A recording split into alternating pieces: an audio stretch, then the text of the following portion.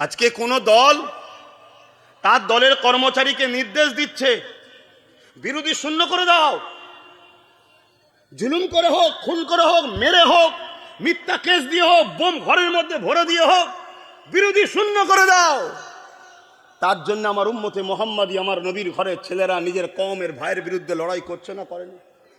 আরে আমার আল্লাহ বলেছে নেশাকে বন্ধ করো, চুরি বন্ধ করো, দুর্নীতি বন্ধ করো, ঘুষ বন্ধ করো, লুট বন্ধ করো, রেপ বন্ধ করো, জুলুম বন্ধ করো, সন্ত্রাসবাদকে মিটাও। তাহলে আমরা সেই আল্লাহর জন্য লড়তে রাজি আছি না নয়? মকসাদ যদি তোমার দিলে থাকে যে আল্লাহ আমার অন্তরের খবর তো আপনি জানেন, দুনিয়া দেখছে রাজনীতি, আর আমি আল্লাহ আপনার হুকুম অনুযায়ী এই জমিনে গরিবের মুখে খাবারের ব্যবস্থা করতে চাইছি, এতিমকে বাঁচাতে চাইছি, বিধবার অধিকার দিতে চাইছি, নেশামুক্ত সমাজ গড়ে শিক্ষার ব্যবস্থা করতে চাইছি। দিলের খবরটা কে জানে? জোরে বলুন। এই লড়াইয়ে আমি যদি মারা যাই, শহীদের মর্যাদা আল্লাহ দেবে, কেন আমার কানেকশন তো আল্লাহর সাথে আছে। আর যদি বিজয় হই, আল্লাহ ইজ্জতের মাকামে বসাবে, মানুষকে পরিচালনা করার পাওয়ারটা দেবে। জোরে বলুন সুবহানাল্লাহ। তাহলে এখানে আমাদের লস আছে। কিন্তু আবু জেহেল, ফেরাউন, নমরুদের হয়ে যদি লড়াই করো, চোরের হয়ে, খুনির হয়ে, ধর্ষকের হয়ে, জালিমের হয়ে, অত্যাচারীর হয়ে যদি লড়াই করো, এজন্য আমার রাসূলুল্লাহ বললেন মান আহাব্বা লিল্লাহ ওয়া আবগাদা লিল্লাহ ওয়া আতা লিল্লাহ ওয়া মানআ লিল্লাহ ফাকাদ ইস্তাকমালা আল ঈমান। ভালোবাসবে আল্লাহর জন্য, দুশমনি করবে, লড়াই করবে আল্লাহর জন্য, আত্মীয়তা করবে আল্লাহর জন্য, বিচ্ছেদ হবে আল্লাহর জন্য। কাউকে যদি বুকে নিতে হয়, কারো জন্য যদি লড়তে হয়, উদ্দেশ্য থাকবে আল্লাহর জন্য। কথা বুঝে আসছে? কারো সঙ্গে যদি দুশমনি করতে হয়, উদ্দেশ্য কি? আল্লাহ। তাহলে আজ আমি যদি কারো বিরুদ্ধে কথা বলি, সেখানেও যেন উদ্দেশ্য আল্লাহ থাকে। যদি উদ্দেশ্য আল্লাহ থাকে, তুমি দুনিয়াও পাবে, আখিরাতও পাবে। আর উদ্দেশ্য যদি তোমার আল্লাহ না থেকে, আজকে তথাকথিত শয়তানের উত্তরাধিকারীদের হয়ে লড়ো, তোমার দুনিয়াও আযাব হচ্ছে, আগামীতে আখিরাতও আযাব। এই যে মুরব্বী বাপগুলো বসে আছেন, বুকে হাত দিয়ে বলুন, আজকের দিনে আপনাদের মধ্যে যে ভয়, যে টেনশন কাজ করছে, যে চিন্তা, আপনারা যখন আমাদের বয়সে ছিলেন, এই বাংলায় এত টেনশন, এত চিন্তা ছিল? তাহলে এত দুর্নীতি, এত জুলুম, এত অত্যাচার আস্তে আস্তে বাড়ছে না কমছে? বলুন এর কারণ কি? এর কারণ কি? কারণ এটাই, যখন কেউ বীজ গাছ লাগিয়েছিল, সেই গাছের গোড়ায় পানি দিয়ে আমরাই বড় করেছি, সেই গাছের শাখা পোশাক এখন অনেক বড়, তার ফল টুকটাক পড়ছে, আমার ঘরের ছেলে খেয়েই মারা যাচ্ছে। কথা বুঝে আসছে? আর এখন কাটতে গেলেও পারছেন না, কেন? অনেক শক্তিশালী হয়ে গেছে। কিন্তু এই গাছটা লাগিয়েছে কারা? আমরাই তো। পানি দিয়ে, হাত দিয়ে বড় করেছি কারা? আমরাই তো। অতএব জীবনকে বাজি রেখে হলেও এই গাছকে উপড়ে ফেলে ভালো ফলের গাছ আগামী দিন লাগাবার দায়িত্ব আমাদেরই।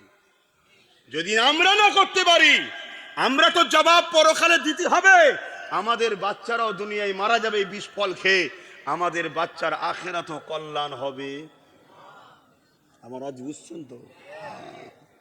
কেননা বাপেরা অনেক কষ্ট করেছে, আল্লাহ নবী এই দিনের জন্য অনেক মার খেয়েছে। তুমি যদি সামান্য পরিমাণ তোমার দিলে যদি নবীর প্রেমটা থাকে, তোমাকে তো একবার হলো ভাবতে হবে, হ্যাঁ আমি হালকা বয়সে আমি এমন করে অনেক ভুল কাজ করে ফেলছি, হালকা বয়সে নামাজ কাজা করে ফেলছি, হালকা বয়সে প্যান্ট শার্ট পরে ফেলেছি, হালকা বয়সে দাড়ি চেঁচে ফেলেছি, হালকা বয়সে ফাংশন যাত্রায় চলে গেছি, হ্যাঁ আমার কোনো ব্যক্তি জীবনে অন্যায় করে ফেলেছি, আল্লাহর কাছে তওবা করো, ক্ষমা চাও, আল্লাহ মাফ করে দেবে। কিন্তু পাশাপাশি তোমাকে এটাও তো মনে রাখতে হবে, যদি তোমার মধ্যে ঈমান থাকে, নবীর প্রেম ও আদব থাকে, আল্লাহ পাকের প্রেম ভালোবাসা যদি থাকে, আখিরাতে যদি ভয় থাকে, এ দুনিয়ার মানুষেরা এই দিনের জন্য আমার রাসূলুল্লাহ কত কষ্ট করেছে। এমনি এমনি নারী অধিকার পেয়ে যায়নি, এমনি এমনি নেশা বন্ধ হয়নি, এমনি এমনি জুলুম খতম হয়নি, এমনি এমনি সন্ত্রাস বন্ধ হয়ে যায়নি। আল্লাহ নবী, নূর নবী, দয়ার নবী এই গরিবের পক্ষে, এতিমের পক্ষে, মানুষ জাতির পক্ষে আল্লাহ নবী যখন তৎকালীন জালিম অত্যাচারী শাসকদের বিরুদ্ধে আল্লাহ নবী যখন কথা বলেছিল, ওই সময়তে তারা আমার রাসূলুল্লাহর উপরে অনেক আঘাত দিয়েছিল, অনেক কষ্ট দিয়েছিল। সেই কষ্টের মধ্যে একটা কষ্টের কথা বলে যায়, আল্লাহ নবী যখন মক্কার মানুষ আর কেউ শুনছে না, নবী তখন মক্কা থেকে হিজরত করে তাইফের জমিনে চলে গেলে, তাইফের মানুষকে বুঝাতে লাগলে, এ তাইফের মানুষেরা তাওহীদের কথা শোনো, জুলুমকে বন্ধ করো, অন্যায়কে বন্ধ করো, নারী হত্যা বন্ধ করো, নেশাকে বন্ধ করো, জুলুমকে বন্ধ করো। আল্লাহর জমিনের উপরে আল্লাহ পাকের ইনসাফ ইনসানিয়াতের যে রাস্তা, আমানের যে রাস্তা, ওই রাস্তার মধ্যে আসো, মানুষে মানুষে বিভাজন না করে মিলেমিশে থাকো। আল্লাহ নবী যখন এই মেসেজটা দিতে যাবেন, ওই সময় মক্কা সন্ত্রাসীরা দ্রুত ঘোড়া চালিয়ে তাইফের মানুষের কাছে, তাইফের যারা তৎকালীন শাসক ছিল তাদের লাঠিয়াল বাহিনী, তাদের সন্ত্রাস বাহিনী, যে ভাষাগুলো আপনারা বুঝবেন, যে ভাষাগুলো আপনারা বুঝবেন, লাঠিয়াল বাহিনী বোঝেন তো নাকি, সন্ত্রাস বাহিনী থাকে না, থাকে না। আজকের নেতাদের এরকম আছে না? না, হ্যাঁ, নেতা সামনে আসে না, হ্যাঁ যাও ভেঙে দিয়ে আসো, লাঠিয়াল বাহিনী চলে এলো, দু বোতল মদ পেয়ে যাবে, কিছু চিকেন মোড়া পাবে, একটু ফিস্টি করে খাবে, কিছু টাকা পাবে। কি আমার কথা ভুল হচ্ছে? এই সিস্টেম আগেও ছিল, এখনো আছে। তাহলে যুগে যুগে অন্যায় আর ন্যায় দুটোই আছে, এটাই তো পরীক্ষা। যদি আবু জেহেল না থাকতো, বেলাল হুজুরকে পরীক্ষা কে নেবে? মাধ্যমটা কিভাবে হবে? আবু জেহেল ছিল বলেই তো বেলাল হুজুরের উপর জুলুম করেছে, আর বেলাল প্রমাণ দিয়েছে হাজারো জুলুমের পরও আমি জালিমের সাথে নয়, আমি রহমানের সাথে। জোরে বলুন সুবহানাল্লাহ। আজও পরীক্ষা হচ্ছে না? আলহামদুলিল্লাহ। আমার ভালোবাসার বাপ মা ভাই বোনেদের মধ্যে আমি দীর্ঘ 7-8 বছর ধরে দেখছি, আলহামদুলিল্লাহ এখনো আমার সঙ্গে জুড়ে আছে। আল্লাহ পাক এই মহব্বত শুধু দুনিয়ায় নয়, আমাদেরকে একসাথে যেন জান্নাতও দেয়। বলুন আমিন। এবারে একটা দুটো গাদ্দার থাকবে, ভাই বেরিয়ে যাবে, কিন্তু একটা দুটো গাদ্দার থাকে না, থাকে না। তবে যে কটা গাদ্দার গাদ্দারি করেছে তাদের পরিস্থিতিটা কেমন হয়েছে বলবো? খারাপ নেবেন না, তবে ভাষাটা একটু খারাপ তো, সমস্যা খুব, কিন্তু বুঝাতে লাগে না।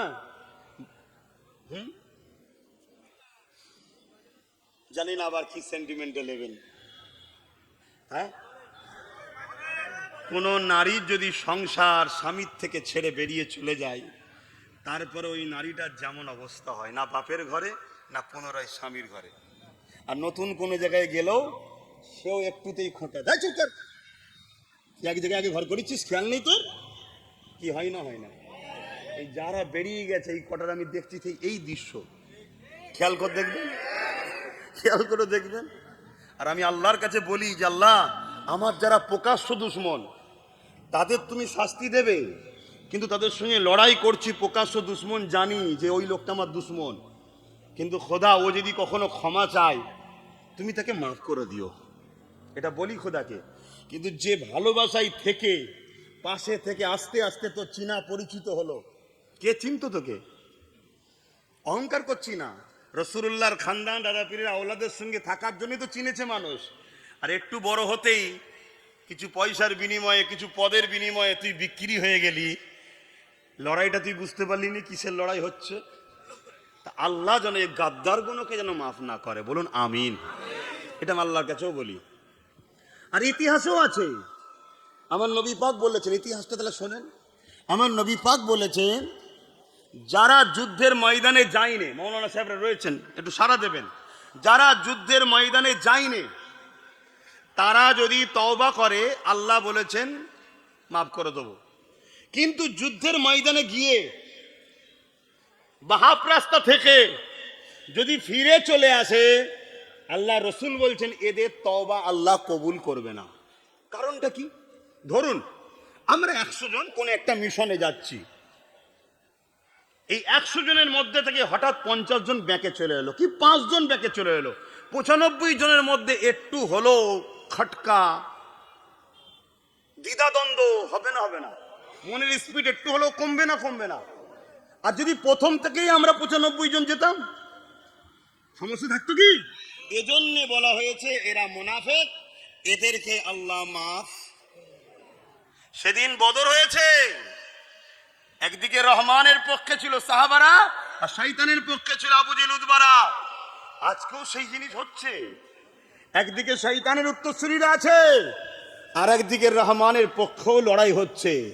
দেখো না নেতৃত্বটা কে দিচ্ছে, দেখো কতজন কর্মচারী দেখলাম নেই, সবসময় নেতৃত্বকে ফলো করতে হয়, তাই তো নাকি? নেতৃত্বকে দেখো তো ভাইরা আমার। সেদিন আমার রাসূলুল্লাহ যখন তায়েফে যাচ্ছে, মক্কার মুশরিক জালিম অত্যাচারীরা ঘোড়া চালিয়ে গিয়ে জানিয়ে দিল যে মুহাম্মদ ঢুকছে তোমাদের তায়েফে সাল্লাল্লাহু আলাইহি সাল্লাম। সে যা বলে ঠিক বলে, সে যা বলে ঠিক বলে, কিন্তু তার কথা যদি মেনে নাও, আমাদের এই যে আতঙ্ক ভয়ের সাম্রাজ্য, মানুষকে লুটে পুটে খাওয়া, এইটা বন্ধ হয়ে যাবে। শুনছেন? অতএব রোকো। মক্কার খবরটা পাওয়া সাথে সাথে তায়েফের সন্ত্রাস বাহিনীরা তারা তাদের লাঠিয়াল বাহিনীকে পাঠিয়ে দিল। কিছু বাচ্চা ছেলেদের হাতে ইট পাথর তুলে দিল, তারা আমার রাসূলুল্লাহকে দেখে মারছে। শুনছেন কত কষ্ট করে ইসলাম এসেছে? আপনি নামাজ পড়ার পরও, আপনি রোজা রাখার পরও, আপনি হজ দান খয়রাত দাড়ি টুপি রাখার পরও আমার রাসূলুল্লাহর কষ্টের কথা শুনে আপনার দিল যদি না কাঁদে, জানতে হবে আপনার মধ্যে ঈমান বড় দুর্বল হয়ে গেছে, নচেত ঈমান কখন বেরিয়ে গেছে আপনার জানা নাই। এই নওজোয়ান তরুণেরা, আল্লাহ নবী যখন তায়েফের জমিনে গেলেন, সঙ্গে সঙ্গে তায়েফের বাচ্চাগুলো এসে আল্লাহ নবীকে ইট মারতে লেগেছে, পাথর মারতে লেগেছে, চারিদিকে থেকে পাথর আসতে লেগেছে। আল্লাহ নবী হাত দিয়ে ঠেকায় আর জবানে বলে, বাবারা আমি রাসূলুল্লাহ তোমাদেরকে বাঁচাতে এসেছি, তোমরা আমাকে এইভাবে মেরো না, আমি রাসূলুল্লাহর উপরে জুলুম করো না। কিন্তু তারা শুনে না, আমার রাসূলুল্লাহর উপরে তারা আঘাত করতে লাগলো। আল্লাহ নবীর যেখানে পাথর লাগে, লাগার সাথে সাথে রাসূলুল্লাহ চেহারা মোবারক থেকে হুজুরের খুন মোবারক বেরোতে লেগেছে। এই খুন শরীর দিয়ে বেরোতে বেরোতে বেরোতে এত খুন বেরোতে লেগেছে, জামা ভিজে গিয়ে হুজুরের জুতা মোবারক খানা এই খুন পর্যন্ত বসে গেল। আল্লাহ নবী, নূর নবী, দয়া নবী ওই তায়েফের জমিনে অজ্ঞান অচৈতন্য হয়ে পড়ে গেল। জালিমের সর্দাররা আগিয়ে আসলো, তারা এসে আমার রাসূলুল্লাহ মারা গেছে না জিন্দা আছে না খেয়ে বিভিন্ন জায়গায় হাত দিয়ে যে কোনো চেক করতে হয় সেগুলোকে চেক করে দেখে নিয়ে আমার রাসূলুল্লাহর উপরে আবার লাঠির আঘাত করলো। এই লাঠির আঘাত করে দিয়ে তারা যে যা চলে গেল। এদিকে আল্লাহ পাকের ফেরেশতারা আরশে আজিমে কাঁদতে লেগেছে, আসমানের জগতে কাঁদতে লেগেছে। ও রব্বি আল্লাহ, যার জন্য কায়নাতকে তৈরি করলেন, আপনার হাবিবের উপরে এত জুলুম হচ্ছে আল্লাহ, আল্লাহ আপনি কোনো বিচার করছেন না কেন? আমার আল্লাহ পাক জানিয়ে দিলেন, জিবরাইল রে কোথায় আছো, যাও জমিনে চলে যাও। কেন আমি বিচার করব না? যাও জমিনে চলে যাও, আর সাথে পাহাড় চালো, ফেরেশতাকেও সাথে নিয়ে যাও। যদি আমার হাবিবকে যে সালাম দেবে, আমার হাবিবকে গিয়ে বলবে, আমার হাবিব যদি চায় আমি আল্লাহ ইজাজত দিয়ে দিলাম, দুই দিকে দুটো পাহাড় আছে, ওই পাহাড়কে নিয়ে তায়েফবাসীকে চেপে মেরে দাও বা পাহাড় তুলে তাদের উপরে চাপিয়ে দাও, আমি আল্লাহ ফয়সালা দিয়ে দিলাম। তবে চাপাবার আগে, মারার আগে হাবিবুল্লাহ হাবিবের থেকে একবার ইজাজত নেবে। কেন কেন ইজাজত নেবে, ওখানে গেলে উত্তর পেয়ে যাবে। কেন আমি আল্লাহ এত জুলুম করার পর, এত আমার হাবিবের উপরে আঘাত দিয়েছে, তাও আমি আল্লাহ খামোশ কেন আছি? জিবরিল রে, এ আমার ফারিস্তা রে, দুনিয়ার জমিনে গেলে উত্তরটা পেয়ে যাবি। এ যুবকেরা, এ তরুণেরা, গুনাহ সাগরে তুমি আমি ডুবে রয়েছি, তথাপিও দিল বলছে জান্নাতে যাব। কেন যাবি রে? দিল বলছে আমার রাসূলুল্লাহ রয়েছে, কিয়ামতের দিন আমাদেরকে শাফাআত করে জান্নাতে নিয়ে যাবে। আরো জোরে বলুন সুবহান।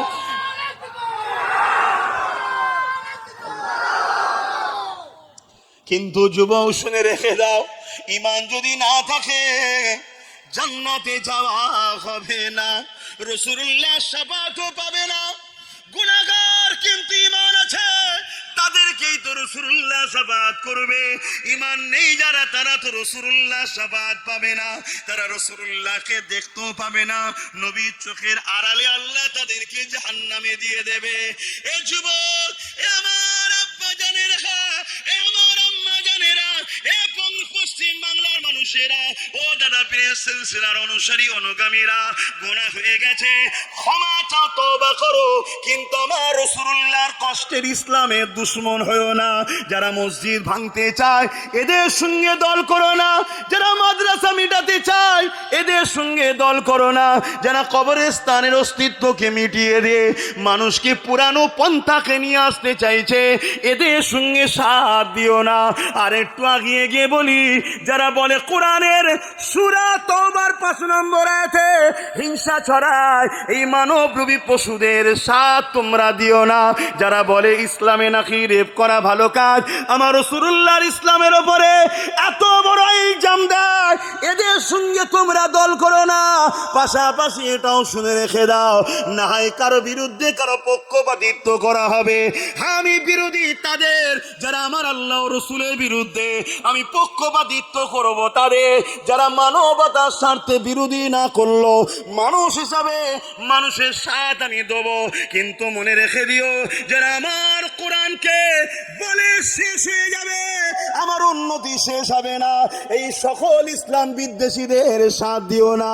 এরা তোমাদেরকে এমন করে দেখাচ্ছে এক দাঁত চিবাবে আর একটা দাঁত দিয়ে। এদের সবার মিশন হলো একটাই, আমিন আল্লাহর থেকে তোমাদেরকে সরিয়ে দেবে। ইসলাম মুক্ত পৃথিবী, ইসলাম মুক্ত ভারত, ইসলাম মুক্ত বাংলা করতে এরা চাইছে। কারণ ইসলাম থাকাতে জালিম অত্যাচারী খুনি দারিন্দারা মাথা তুলে ঘুরে বেড়াতে পারবে না।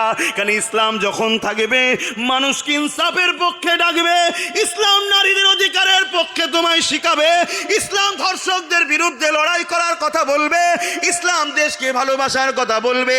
যারা দেশকে বিক্রি করে দিচ্ছে তারা কখনো চাইবে না ইসলাম থাক। ঠিক তেমনি তাদের সঙ্গে যারা হাত মিলিয়ে চলছে তারা কখনো চাইবে না ইসলাম থাক। তাই বলে দিয়ে যায়, আমার রাসূলুল্লাহ কত কষ্ট করেছে, কত মেহনত করেছে এই দিনের জন্যে। তোমার গ্রামে মসজিদ আছে, এই মসজিদের জন্যে তোমার গ্রামে আল্লাহু আকবার নামের আওয়াজ হয়, এই নামটা তোমার কাছে পৌঁছাবে বলে। এবং আজও রওজা মোবারকে তোমার আমার জন্য কাঁদতেছে।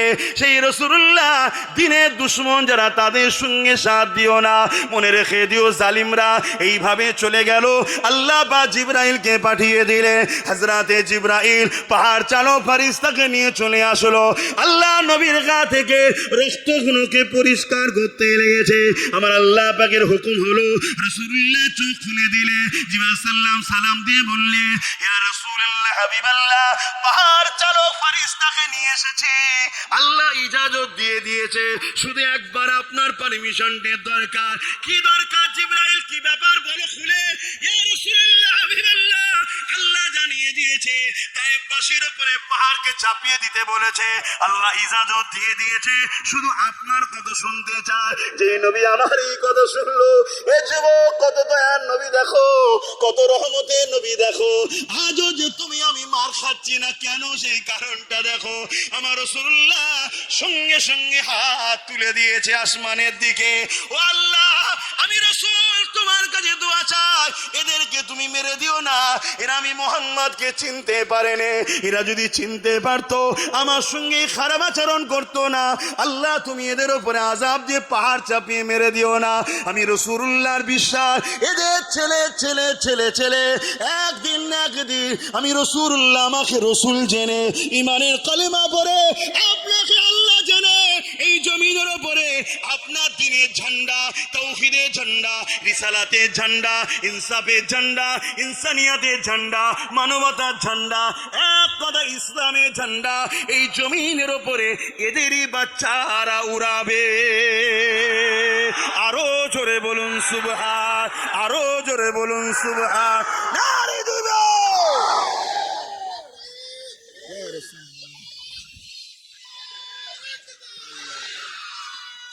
আল্লাহ।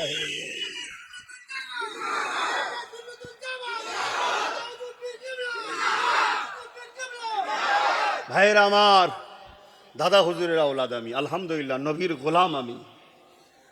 আল্লাহ আজান দিচ্ছি অন্য মহল্লায়, এই মহল্লায় জলসার পর আজান, তারপর নামাজ। মহল্লার হক আদায় করতে হয়, কেন এখন সব লাউড স্পিকারে হচ্ছে, অনেক দূর থেকে আওয়াজ আসে, এক এক জায়গার এক এক রকম টাইম, এই জন্য মহল্লার হক আদায় করতে হয়। আর না হয় আজান হবে আপনি বাথরুমের সামনে দাঁড়িয়েই থাকবেন, সমস্যায় পড়ে যাবেন। কথা বুঝে মহল্লার হক আদায় করতে হয়। তো ভাইয়ের আমার, আমি দাদা হুজুর আওলাদ, নবীর গোলাম, আপনাদের সন্তানের মতো, আপনাদের ভাইয়ের মতো। আপনারা আমাকে কি বুঝছেন জানি না। একদিকে যেমন আপনাদেরকে বাঁচাবার জন্য কথা বলছি, অপরদিকে যে দিনের দোহাই দিয়ে আমার পেট চলে, যে রাসূলুল্লাহর গোলামিতে মানুষ আমাকে ভালোবাসে, সেই মসজিদ আজকে নিরাপদে নয়, সেই মাদ্রাসা আজকে নিরাপদে নয়, সেই কবরস্থান ঈদগাহ খানকা আজকে নিরাপদে নয়। কেউ কোরআনের নিয়ে মিথ্যাচার করছে, বলছে 17 জন নাউজুবিল্লাহ বাকের কথা বলতে পাচ্ছি না, মিলে নাকি কোরআন লিখেছে, বলেছে না বলেন? বলো এই জালিম হুকুমতকে রেখে মুসলিম উম্মার কি লাভ হয়েছে বলো? তোমার ইসলামে নাকি রেপ করা ভালো কাজ, তোমাদের পাশে ভাট পড়া জালিমটা যখন বলল তোমার এই বাংলার হুকুমত তাকে জেলে ভরেছে, তাহলে একে রেখে তোমার লাভ কি হয়েছে বলো? চলো আব্বাস সিদ্দিকী খারাপ, তাহলে বলো যখন এই পাশে ফরকাস শয়তান জালিমটা বলল কোরআনের সূরা তাওবার 5 নম্বর আয়াতে নাকি ভুল আছে, কি বলে হিংসা ছড়াচ্ছে, তার বিরুদ্ধে কয়েক হাজার কেস হয়েছে, তোমার এই বাংলার বিগত সরকার তাকে কি জেলে ভরেছিল? জোরে বলো ভরেছে। তাহলে একে রেখে লাভটা কি হয়েছে তোমাদের বলো?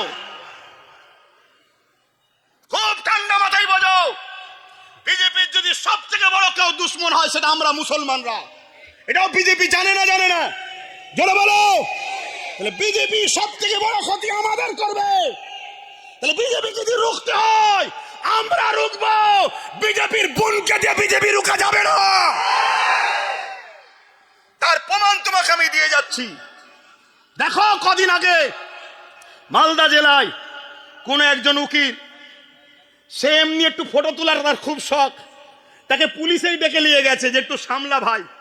পুলিশের ডাকে গিয়ে সামলাতে গিয়ে একটু ফটো তুলতে গিয়ে কিছু কথা বলতে হয়, তো কথা কোনো একটু বাজে বলে ফেলেছে, তাকে আমি সাপোর্ট করছি না, তার সাথে আমার কোনো আন্তরিকতাও নাই, সম্পর্কও নাই, কিন্তু বাস্তবটা বলছি। দেখো তাকে বন্দি করে লিয়া হলো, আর বন্দি করে বলছে মেন কালপিটকে ধরে ফেলেছি। তাহলে কেউ এসআইআর এর জন্য গরিবদের পক্ষে বলতে গেলে রাজ্য সরকার বলছে সে মেন কালপিট।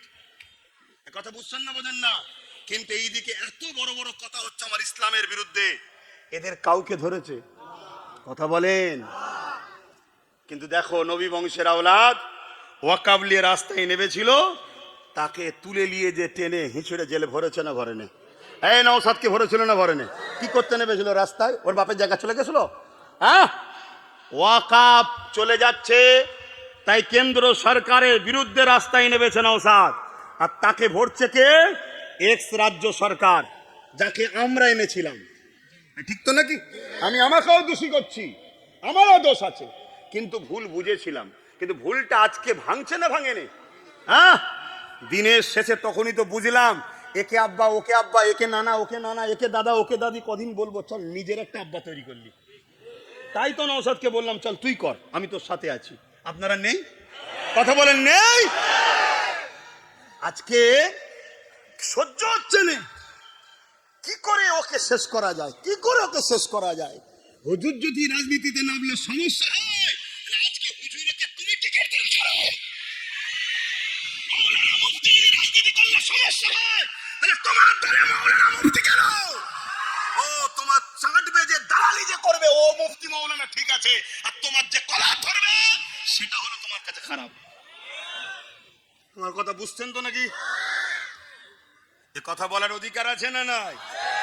যদি অধিকার না থাকে তাহলে ফেরাউনের বিরুদ্ধে বলা যাবে না, নমরুদের বিরুদ্ধে বলা যাবে না, উতবা সাইব আবুল আহাবের বিরুদ্ধে বলা যাবে না। তারাও ইসলামের দুশ্মন ছিল না? ছিল না? আমি আবার বলছি, ইসলাম বলতে মানবতা, মানবতার দুশ্মন ছিল। ইসলাম বলতে ইনসাফ, ইনসাফের দুশ্মন ছিল। ইসলাম বলতে গরিব দুঃখী অসহায়দের, ক্ষুধার্তদের খানা দেওয়া, আশ্রয় দেওয়া, তারা গরিব দুঃখী অসহায়দের দুশ্মন ছিল না? ছিল না? আর এরাও দুশ্মন না? দুশ্মন নয়? আজ আমার রসুল এত কষ্ট করে যে দিনটা মুছে দেবে, এই দিনটা কষ্ট করে প্রতিষ্ঠিত করেছে, সেটাকে কেউ মুছে দিবার প্ল্যান করবে, আর আমি হুজুর শুধু বলবো বাবারা নামাজ পড়ে লাও, রোজা রেখে দাও, আর হালুয়া রুটি খেয়ে লাও, ওরকম হুজুর আমি নয়। শুনছেন তো নাকি? নামাজের কথাও যেমন বলতে হবে, রোজার কথাও যেমন বলতে হবে, ঠিক অন্যায়ের বিরুদ্ধেও বলতে হবে। ঠিক আপনাদের কষ্ট হচ্ছে, ঢুকে গিয়ে বিপদে পড়ে গেলেন নাকি? ওই ভাইটার কি হয়েছে? তোমার কি হয়েছে? বন্ধু পাচ্ছ নি না? ভালো জিনিস, বন্ধুকে ডেকে নিয়ে আসো জান্নাতে, এটাই তো ভালোবাসা। চ আমি যাবো, তুই থাকবি কেন বাইরে? চলে তো ভাইরা আমার, আসো বোঝো, আল্লাহকে ভয় করো। কাকে? আল্লাহ নবী বলছেন একটা সময় আমার উম্মতরা প্রচুর মার খাবে। খুব মন দিয়ে শুনবেন, আল্লাহ রসুল বলছে একটা সময় আমার উম্মতরা খুব মার খাবে। এবং কেমন ভাবে মার খাবে ওটাও রসুল বলেছে। ক্ষুধার্তরা খাবারের ওপরে যেভাবে ঝাঁপিয়ে পড়ে, আমার উম্মতের ওপরে লোক ঝাঁপিয়ে পড়ে তাকে মেরে ফেলবে। হচ্ছে না? হয় না? বলো যুবক, কাজ নেই, ভিন্ন রাজ্যে গেছো, লাশ হয়ে বাড়ি আসছে, মুসলমান হচ্ছে না? হয়নি? আমার রাসূলুল্লাহ বলেছে একটা সময় আছে আমার উম্মতরা প্রচুর মার খাবে। সাহাবা হুজুররা জিজ্ঞেস করলেন, হুজুর আমার ভাইদের কি সংখ্যা কম হবে? শুনছেন? আমার ভাইদের সংখ্যা কি কম হবে? আল্লাহ নবী বললেন, না, সংখ্যা কম হবে না। ওতে পানি দিয়ে আছে, পানি ক্ষতি হবে, ইনার গায়ে দেন, ওনার থেকে হালকা যা ফয়েজ আমার কাছে আসে আসুক।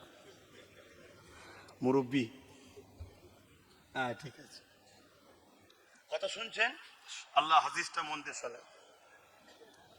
আল্লাহ রসুল বলছেন একটা সময় আসবে আমার উম্মতরা প্রচুর মার খাবে। সাহাবা হুজুররা জিজ্ঞেস করছেন, হুজুর আমার ভাইদের সংখ্যা কি কম হবে?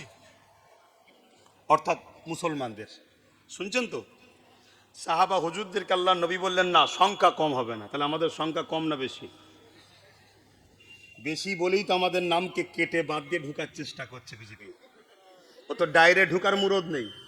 বাপের বেটা যদি হও, নামগুলোকে তুলে দিয়ে ডাইরেক্ট ঢোকো না। দেখি নির্বাচন কমিশনার লাগিয়ে, পুলিশ লাগিয়ে, এটা লাগিয়ে, ওটা লাগিয়ে, ইভিএম হ্যাক করে নিয়ে পালিয়ে কত কি করছে তো নাকি? কত দম থাকে পিসফুলি ভোট করে বলো আমি আসবো। ৭৯ বছর দেশ স্বাধীন হয়েছে, আরো ১০০ বছর বাংলায় জীবনে বিজেপি ঢুকতে পারবে না। শুনছেন?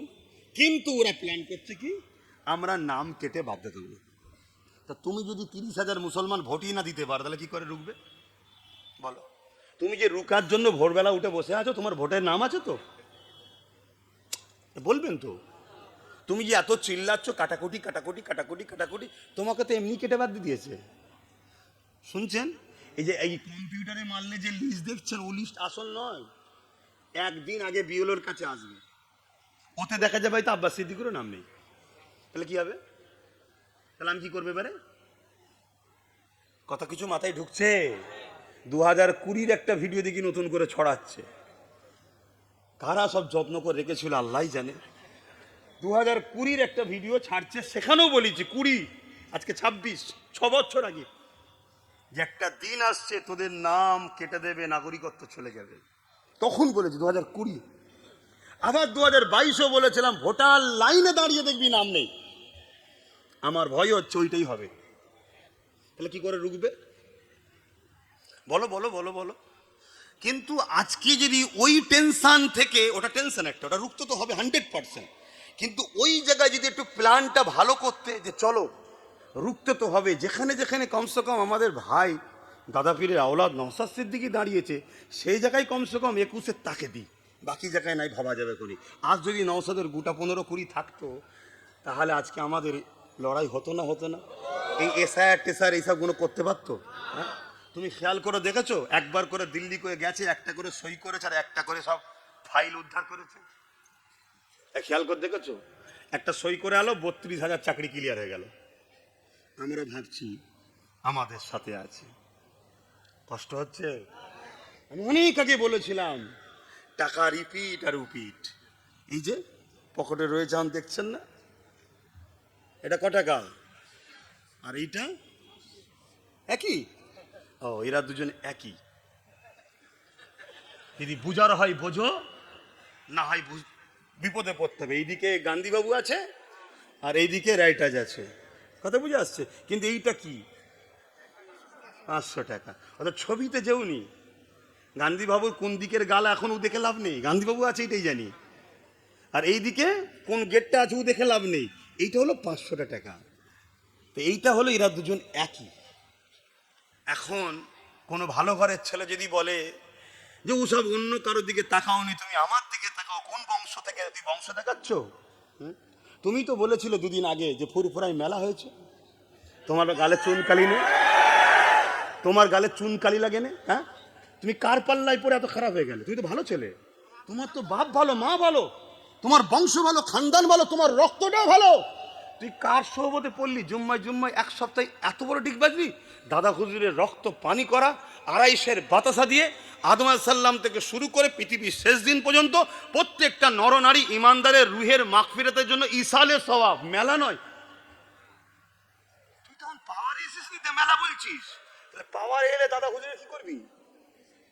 শুনছেন, পাওয়ারে এলে তাহলে কি করবি? তুই বংশ দেখাচ্ছিস, কথা কি গায়ে লাগছে নাকি? দাদা হুজুর আগে বাপ। আর আমি কতটা দাদা হুজুরকে ভালোবাসি একটা উদাহরণ দিচ্ছি। আমার নামে নলে সিটা করলে কারো কিছু বলার ছিল না, কেন জায়গা কিনে তোমাদের কাছ থেকে বলেছিলাম টাকা দাও, আবার টাকার হিসাব চাইছো নাকি? শুনছেন তো নাকি? যাই যে দেয়নি তাই চাইছে। হ্যাঁ, টাকার হিসাব তো রয়েছে, কে বলেছে নেই? যার দরকার, যে দিয়েছে সে যদি নিতে যায় অবশ্যই নিয়ে নেবে, ঠিক তো নাকি? কিন্তু যে দেয়নি তার এখানে কি দায়িত্ব আছে? তার এখানে রোল কি আছে? তুই কে? হ্যাঁ, তুই কে? তুই যে হিসাব লিখছিস। এখন আমি যদি বলি 10,000 মাদ্রাসার হিসাব কই, আমি যদি বলি ফুরফুরার রেলটা কই, ফুরফুরার উন্নত মানের পর্যটন কেন্দ্র কই, ডবল ডবল চাকরি কই, বলছেন না আপনি বলেছিলেন হসপিটাল করতে, ভাঙরে হসপিটাল কই? শুনছেন তো নাকি? আমি করতে পারিনি। কেন করতে পারিনি? আমি শাসকে নাই। আমি ভেবেছিলাম যেটা ভালো কাজ হলো কেউ রুখবে। এই ভাই, এটা ভাবা যায়? কারো জায়গা আছে, আমি বলছি ভাই জায়গাটা দিবি, সে রেডি হচ্ছে, তাকে যে হুমকি দিচ্ছে তুই যদি জায়গা দিস তোর বিপদ আছে। কথা বুঝে আসছে না? নয় তা আমি ক্ষমতাই নেই। কিন্তু তারপরের দিনে গিয়ে খোঁড়া পা দুলিয়ে কি বলেছিল? খোঁড়া পা দুলিয়ে কি বলেছিল? যে আমারও একটা শখ আছে, আমরা হসপিটাল করব। আব্বাস সিদ্দিকীর বক্তব্য খুব ভালোভাবে শোনে, তার মানে যে ও বলেছে আমায় বলতে হবে। হ্যাঁ, তা তুমি তো ক্ষমতায় আছো, পুলিশ তোমার, ডিএম তোমার, বিডিও তোমার, অলরেডি তোমার জায়গাও আছে, তুমি করলে না কেন? এখন কোনো কিছু পাইনি, দেখছে নওশাদের তো কিছু হচ্ছে না, কিছুতেই রুখতে পারছি নি। নওশাদের ভাইয়ের পিছনে লাগ কি পেয়েছে? আব্বাস বলেছিল হসপিটাল, হসপিটালটা কই? শুনছেন তো নাকি? তো ভাইয়ের আমার কথায় কষ্ট পেচ্ছে। আল্লাহর জাত পাকের কসম করে বলছি, দিলের মধ্যে যার্রা পরিমাণ এ মেন্টালিটি নাই যে কাউকে ধোকা দিয়ে কিছু করে নেব। নবিয়ানা মেম্বারে বসে বলছি, আপনারা বিশ্বাস করেন তো নাকি? একজন ইমানদার যখন কোনো কথা বলে, আর একটা ইমানদারকে তার বিশ্বাস রাখা দরকার। তো আমার দিলে সাচ্চা নিয়ত ছিল, আছে, সত্যিই করা দরকার, কথা বুঝে আসছে। কিন্তু আমাকে যদি জায়গা না পায়, আমি কি করে করবো ভাই? কথা বুঝছেন না, বোঝেন না? আজকে অনেক ভাই কমেন্টে বলছে আমি দিয়ে দেবো। কমেন্টে কে কোথা থাকে? ফেক আইডি চলে না? চলে না? আমার নম্বর নেই, 82 নম্বরে ফোন করে কেউ বলতে পারছে না, তাহলে আমি তো কালকেই লোক পাঠিয়ে দেবো যে খুঁজলে। কথা কিছু মাথায় ঢুকছে? আমি অত কিছু জানি না, আমি ছোট্ট একটা কথা বলছি, সেটা হচ্ছে এটাই। একটা ছেলে আপনাদের সুখে দুঃখে বিপদে পাশে এসে দাঁড়িয়েছে, হ্যাঁ আর না? আওয়াজটা দিয়ে বলবেন কারা কারা হ্যাঁ বলছেন, একটু হাত তুলে দেখাবে, দিয়েছে হ্যাঁ কি না। তাহলে আজকে সেই জায়গায় যদি আপনারা তখন আমার কথা শুনতেন, তাহলে আজকে একটা কেস হয়েছে SIR এর বিরুদ্ধে, জুলুম করার বিরুদ্ধে, যদি আজকে 15-20টা থাকতো আরো কেস বাড়তো না? বাড়তো না? এই বাংলায় সর্বপ্রথম কে বলেছে যে আগে ভোটার্স তারপরে ভোট? কই এই কথাতে এমনও তো বলেছিল যে রাজ্য সরকার যদি চায় কেউ না ওনার সাথ দিক, আমি সাথ দেবো, আগে ভোটার্স তারপরে ভোট। তো রাজ্য সরকার ওনার কথা মেনেছে। আর আজকে কি বলছে, ভিডিও দেখেছো? কি বলছে? যে তোদের নাম শুধু বাদ গেছে, আমার 40,000 বাদ গেছে। তা বাদ গেছে বাদ গেছে, আমার বয়ে গেছে। মানে হক কথা, হক কথা, আচ্ছা বলবেন তো হক কথা, হক করে বেরিয়ে পড়েছে। তাহলে মানুষের নাম বাদ গেছে, ওনার কি যায় আসে? কথা ঠিকই প্রমাণ হলো তো? হ্যাঁ, হায় হায়, এ কথা বলছি কেউ খারাপ লিখছেন? ভাইরা মনে করতে পারেন হুজুর রাজনীতির কথা কেন বলছে? এ নওজওয়ানেরা, দুটো কারণ। প্রথম নম্বর কারণ হচ্ছে যেটাকে আপনি রাজনীতি মনে করছেন, ইসলামের ভাষায় ওটা হলো জুলুম। ওই জুলুমের বিরুদ্ধে বলা এটা আমাদের জন্য ফরজ। শুনছেন? দ্বিতীয় নম্বর কথা হলো, ইসলামে ধর্মনীতি যেমন আছে, সমাজনীতি যেমন আছে, অর্থনীতি যেমন আছে, পরিবার নীতি যেমন আছে, ঠিক তেমন ইসলামে রাষ্ট্রনীতি, রাজনীতিও তেমন রয়েছে। তাই আমি আমার ভালোবাসার বাপ মা দিগকে, আমি আমার কওমের মান্যওয়ালা দিগকে, আমার রাসূলের উম্মতি দিগকে যেমন ধর্মনীতি শিখাবো, সমাজনীতি যেমন শিখাবো, পরিবার নীতি যেমন শিখাবো, সম্প্রীতি মানব বন্ধন নীতি যেমন শিখাবো, ঠিক তেমনি আমি আমার কওমকে শিখাবো, খবরদার দেশের সঙ্গে গাদ্দারি করো না, দেশকে ধোঁকা দিও না, দেশের ক্ষতি করো না। কেননা দেশকে যে ক্ষতি করে, দেশের সঙ্গে যে গাদ্দারি করে, সে আমার রাসূলুল্লাহ সুন্নাতের বিরোধী করলো। যদি বলেন কেমন করে কথা বলছে, চলে আসেন চলে আসেন, আমার নবী আমাদের জন্য মডেল। লাকাদ কানা লাকুম ফি রাসূলিল্লাহি উসওয়াতুন হাসানা। নবী হলেন আমাদের জন্য মডেল, নবীকে আল্লাহ মডেল করেছে। নবীর মাতৃভূমি হলো মক্কা, আমাদের মাতৃভূমি হলো ভারত। তাই তো নাকি? নবী তিনার মাতৃভূমির জন্য কেঁদেছে, তিনার মাতৃভূমিকে দুর্নীতি, চোর, সন্ত্রাস মুক্ত, জুলুম মুক্ত করার জন্য আল্লাহ নবী অনেক সংগ্রাম লড়াই করেছে। এই নবীর সুন্নাত হলো মাতৃভূমিকে জুলুম মুক্ত করা, দুর্নীতি মুক্ত করা, সন্ত্রাস মুক্ত করা।